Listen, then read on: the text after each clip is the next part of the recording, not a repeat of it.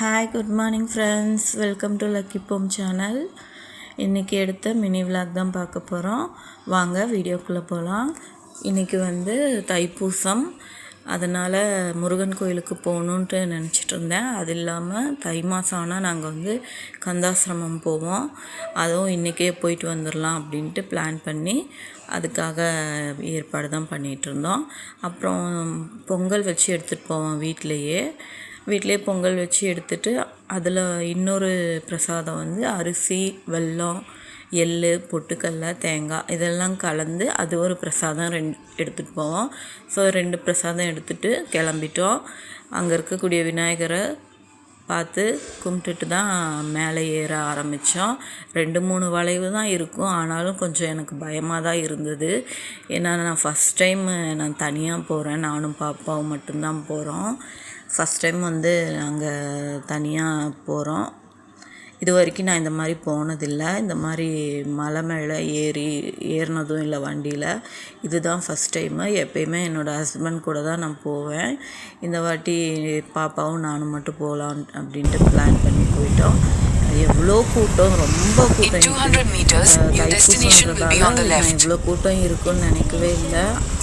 நினைக்காத அளவுக்கு ரொம்ப கூட்டமாக இருந்தது. நிறையா கடைகள்லாம் போட்டு எல்லாமே வச்சுருந்தாங்க.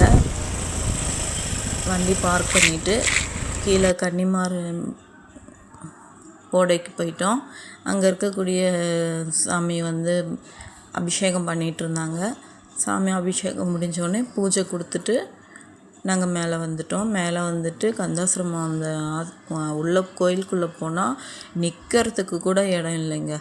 ரொம்ப கஷ்டப்பட்டு சாமி நாங்கள் போகும்போது திரை போட்டிருந்தாங்க. உள்ளே அலங்காரம் பண்ணிகிட்டு இருந்தாங்க போல்.